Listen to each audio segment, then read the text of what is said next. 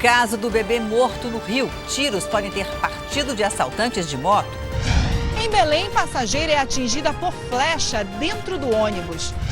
9 entre 10 mulheres sofrem assédio sexual no Brasil.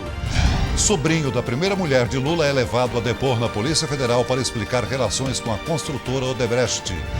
Ministro Meirelles anuncia déficit de 170 bilhões de reais. Prévia da inflação de maio é a mais alta em 20 anos. Os tratamentos do futuro que em breve vão salvar pacientes de câncer. Boa noite. Reviravolta no caso do bebê morto por uma bala perdida dentro de um carro no Rio de Janeiro. A polícia descobriu novas imagens e o homem que estava sendo investigado agora pode ajudar a esclarecer o crime. De suspeito a testemunha-chave da polícia. A versão dele levou os agentes de volta às ruas. A investigação localizou novas imagens que provocaram uma reviravolta no caso. Pela câmera de segurança, 2 homens passam em uma moto. Repare no alto do vídeo, eles estavam armados. A ação dos criminosos terminou em morte. Juan Rodrigues, de 1 ano e 2 meses, foi baleado na segunda-feira em São Gonçalo, região metropolitana do Rio. O tiro atravessou o porta-malas e o banco traseiro onde estava o bebê. Foi parar no painel do veículo.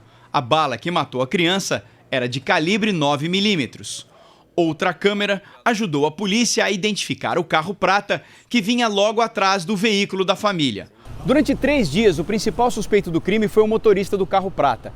Mas depois de localizar e interrogar o proprietário desse veículo, os policiais descobriram que no local onde Juan foi baleado, naquele exato momento, outras pessoas estavam sendo assaltadas por 2 homens numa moto. Seria uma dupla de traficantes que estavam cometendo assalto e acabaram disparando contra a vítima por erro na tentativa de fazer o assalto. Essa moto foi apreendida. As características dela coincidem com as da imagem das câmeras de segurança. Na mesma noite, clientes dessa padaria foram roubados.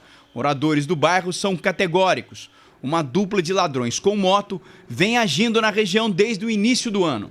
Hoje já teve outro assalto, ontem teve um assalto aqui. Estudantes ocupam escolas pelo país em protesto contra os problemas na educação. No Rio Grande do Sul, por exemplo, já são 110 ocupações. Veja agora no nosso Giro de Repórteres.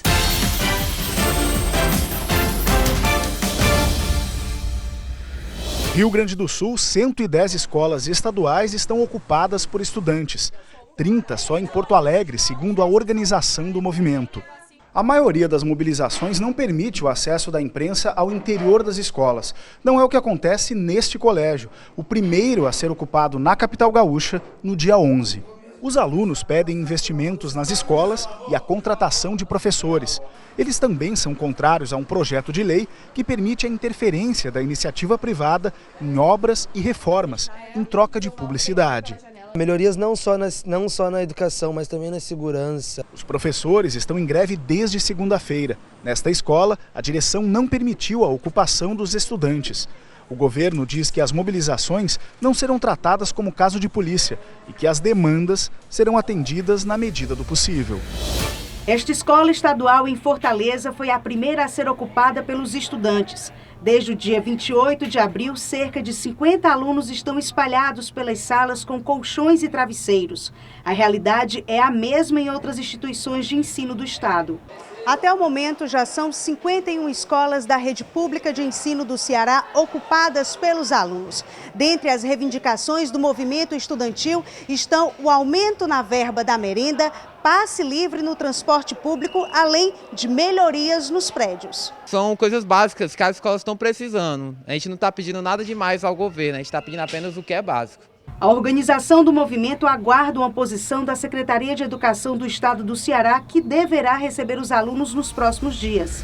O cartaz na entrada da escola dá o tom dos protestos no Rio. Esta unidade na Zona Norte foi a segunda ocupada no estado. Cerca de 1.300 alunos estão sem aulas desde o final de março. Entre as exigências dos estudantes estão a reformulação da grade de ensino, o passe livre e a eleição dos diretores. Quem faz a escola é o aluno. Então, esse lance de hierarquia, de quem manda é diretor, quem manda seja lá quem for, é errado. Quem manda em aspas, quem manda é o aluno.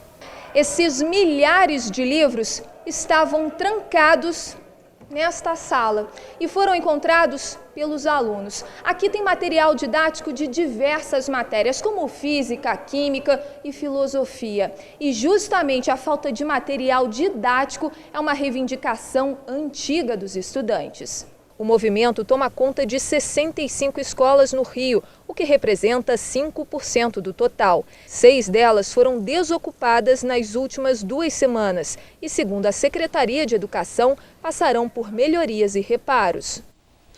Uma atleta de esgrima foi baleada durante uma tentativa de assalto em Porto Alegre. Mariana Daphner está internada neste hospital. Ela se recupera de uma cirurgia após o tiro que atingiu a mão esquerda da atleta. Mariana havia acabado de estacionar o carro nesta avenida. Enquanto abria o porta-malas, foi surpreendida por 2 criminosos. Ela teria gritado por socorro e então um deles disparou contra a vítima. A dupla fugiu na sequência, sem levar nada. Testemunhas anotaram a placa do carro usado pelos criminosos, mas ela era clonada. Tinha um terceiro esperando no carro da fuga, né? Mais ou menos já nos deram a descrição, né? E os 2 estavam armados. A esgrimista gaúcha de 22 anos treina no Esporte Clube Pinheiros, em São Paulo. Começou no esporte em 2002 em Porto Alegre. Ano passado voltou à cidade natal para tratar uma lesão no tornozelo, o que a tirou das Olimpíadas no Rio de Janeiro. Ela é bicampeã sul-americana e tem 7 títulos em campeonatos brasileiros e 5 em estaduais.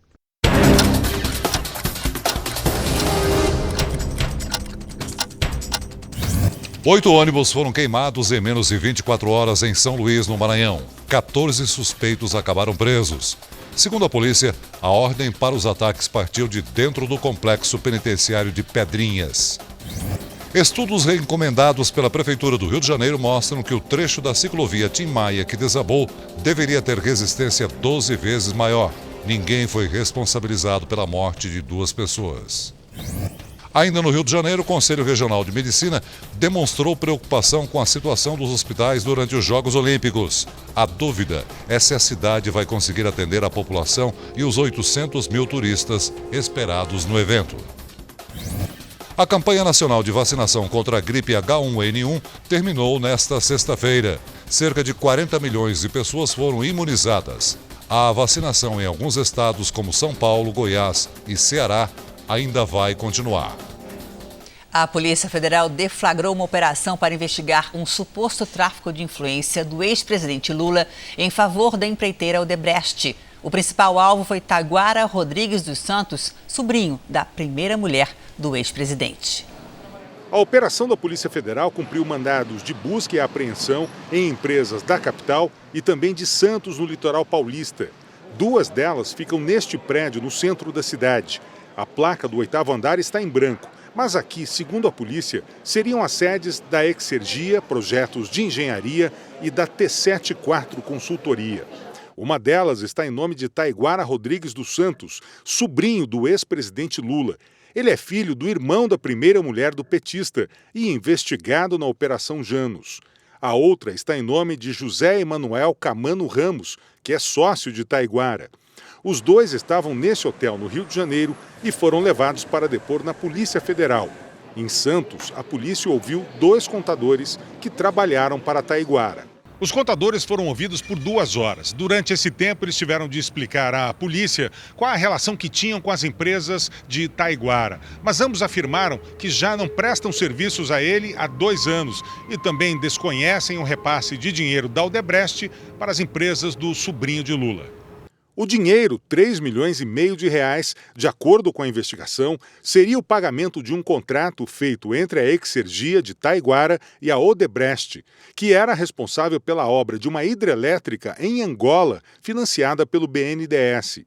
O advogado dos contadores disse que eles não sabiam desse negócio. Não, porque eles não tinham conhecimento nenhum. Eles têm conhecimento de entrada de 3,5 milhões de reais, é isso, na empresa? São 3,5 milhões de Não, reais? eles não passaram essa informação para as autoridades policiais. Até 2009, Taiguara ganhava a vida como sócio de uma empresa de fechamento de varandas e morava num imóvel de quarto e sala. Hoje, ele vive neste apartamento de luxo em Santos e comanda empresas que teriam contratos de obras na África e em Cuba.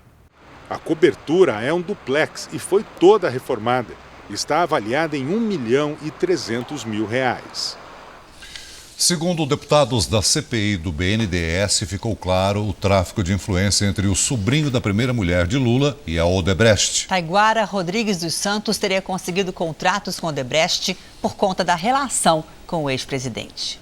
Uma hidrelétrica antiga em Angola, país africano. Em 2011, a Odebrecht começou as obras de ampliação e modernização da usina de Cambambi, um projeto que recebeu financiamento liberado pelo governo brasileiro. Um empréstimo de quase 470 milhões de reais do BNDES, o Banco de Desenvolvimento Econômico e Social. Para prestar serviços nessas obras, a Odebrecht contratou a empresa de Taiguara Rodrigues dos Santos, sobrinho da primeira-mulher do ex-presidente e muito próximo do filho dele, Fábio Luiz, o Lulinha. O sobrinho da ex-mulher de Lula tinha se tornado dono da empresa em sociedade com um grupo português em 2009. Não entrou com nenhum capital no negócio e ficou com 49% da Exergia Brasil. Em 2012, fechou o contrato milionário com a Odebrecht, mesmo ano em que o BNDES aprovou o financiamento para o projeto executado pela construtora em Angola. Por causa desse contrato, no ano passado, Taiguara foi convocado para prestar depoimento na CPI do BNDES em Brasília. A sua amizade com o ex-presidente Lula e com Lulinha, acha que ajudou nesses contratos ou prejudicou? Eu acho que não interfere em nada, nem positivo nem negativamente. Os deputados queriam saber como ele se tornou sócio de uma empresa num setor em que não tinha experiência. O pessoal de Portugal lhe procurou para propor esse negócio de sociedade com a Exergia SA. Exatamente. Quem fez essa aproximação? O Dr. João Germano, que é o presidente da Exergia SA, que me procurou. Como é que ele lhe conheceu? Conheceu em Angola. Sim, mas como? Do acaso encontrou em um escritório, num bar, num restaurante? Não recordo se era num restaurante ou se foi num evento. Os parlamentares também questionaram o tamanho da empresa no mercado para conseguir o contrato em Angola. Queria que você disponibilizasse também o acervo de prestação de serviço a outras grandes empresas. Acho que é muito importante isso. Foi só a Odebrecht ou foi outras empresas também? Vou chegar lá. A Exergia SA não, a Brasil. Então, a Brasil, Odebrecht.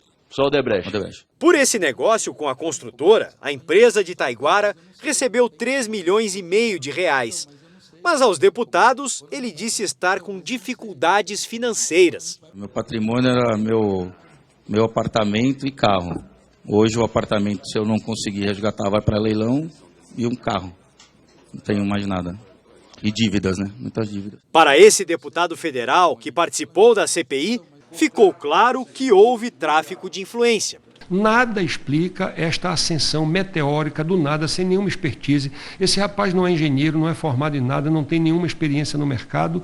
Portanto, a única condição que o levou a esse processo foi ser sobrinho do senhor Luiz Inácio Lula da Silva, ex-presidente da República. Em nota, o advogado de Lula disse que o ex-presidente já esclareceu em depoimento no ano passado que nunca fez lobby e jamais apresentou Taiguara a nenhum dono de empresa. A Odebrecht informou que não vai se manifestar sobre esse caso. O ministro do Supremo Tribunal Federal, Teori Zavascki, autorizou a inclusão das informações do banqueiro André Esteves na investigação sobre o ex-presidente Lula na Lava Jato.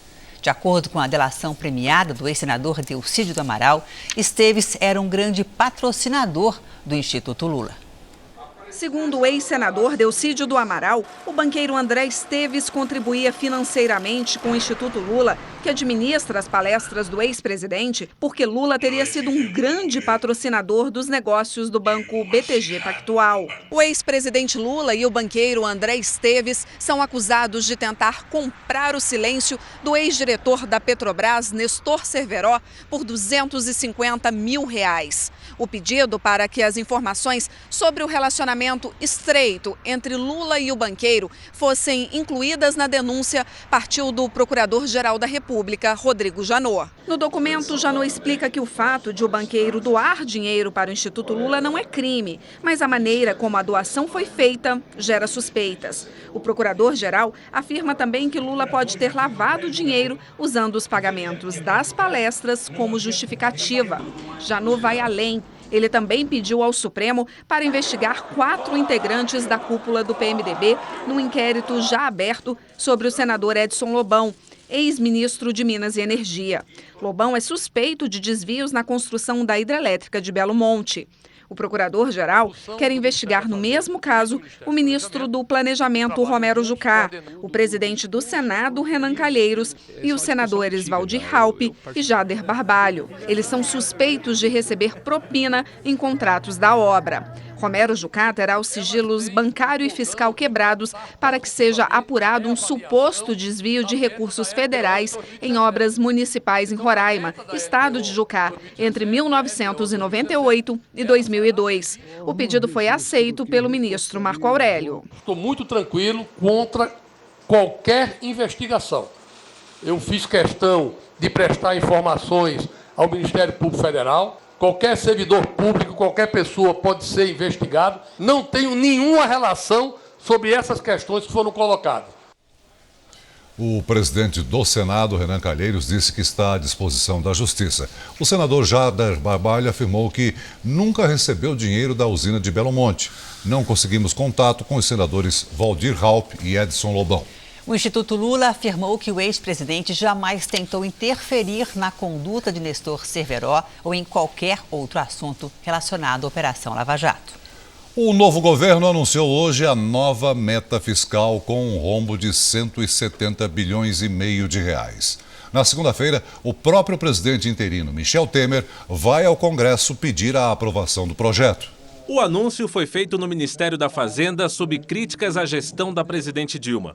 Segundo a nova equipe econômica, o déficit previsto é de 170 bilhões e 500 milhões de reais, o maior da história e quase o dobro do que havia sido anunciado pela administração petista, de 96 bi. O ministro do Planejamento ressaltou que o governo deve anunciar novas medidas nos próximos dias para enfrentar o rombo nas contas públicas e garantiu a manutenção de investimentos em setores como saúde, defesa, transporte e infraestrutura. A visão desse governo é diferente da do outro governo, exatamente porque nós não estamos escamoteando a realidade. Segundo Henrique Meirelles, a projeção é mais realista e vai impedir que o governo paralise atividades importantes. O ministro da Fazenda defendeu que as projeções do PIB e as receitas do governo devem dar credibilidade às contas públicas. Meirelles destacou que a previsão de déficit não inclui novas receitas, que podem ser aprovadas pelo Congresso Nacional. Uma previsão tem que ser feita em cima de uma realidade econômica que foi superestimada. Esta previsão leva em conta uma avaliação rigorosa das despesas, austera, porém mantendo um parâmetro realista e transparente. Michel Temer passou o dia reunido com a equipe econômica e vai levar pessoalmente a sugestão de alteração da meta fiscal ao presidente do Senado na segunda-feira. Já na terça, Renan Calheiros submete a proposta à votação na sessão do Congresso. O ministro do Planejamento está confiante na boa vontade dos parlamentares. A nossa expectativa é que, com a colaboração de deputados e senadores, nós tenhamos na terça-feira para quarta-feira aprovado no Congresso a nova meta, portanto, desbloqueando a atuação do governo de forma a que ele possa funcionar plenamente. A Record abre um novo horário para teledramaturgia e a estreia será com uma superprodução. Escrava Mãe vai contar a história da mãe de Isaura, uma das personagens mais importantes da literatura e da novela que conquistou o Brasil e o mundo. O ano é 1808. Negros são trazidos da África para o Brasil como escravos. Entre eles está Luena, a avó da escrava Isaura. Fiquei muito feliz com o resultado, um privilégio e uma responsabilidade muito grande também. A primeira fase da novela conta a chegada da família da escrava no país. Eu trouxe para 1808, que era um período em que a gente estava vivendo uma transformação muito grande. Então eu pude contar um pouquinho daquele dia a dia da família que adotou Isaura. Um trabalho minucioso de pesquisa. Uma historiadora e uma equipe de profissionais foram os responsáveis por retratar o início do século XIX da forma mais fiel possível. E isso foi feito com alta tecnologia. Essa é a primeira novela do país captada com câmeras de ultra definição.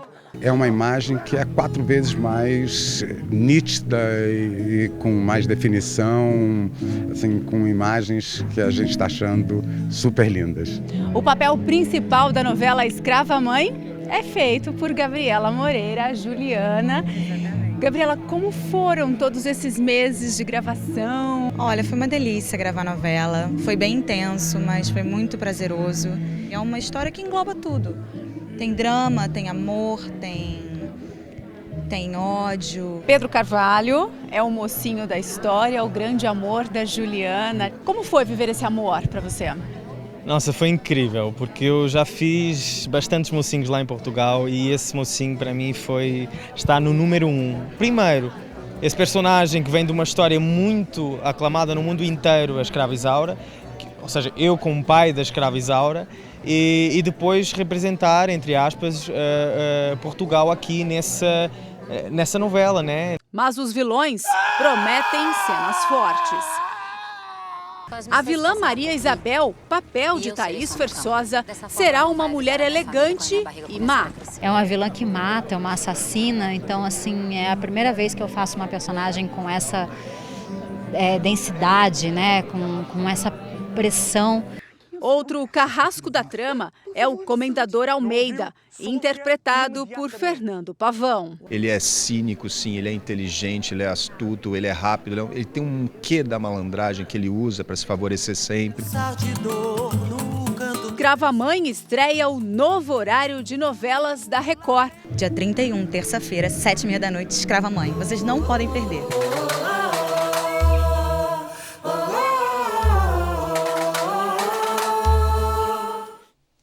Veja a seguir, mulher fala do susto que levou ao ser atingida por uma flecha dentro de um ônibus. E ainda hoje, na série especial, a tecnologia no tratamento do câncer. Robôs são usados em cirurgias delicadas e garantem um resultado melhor.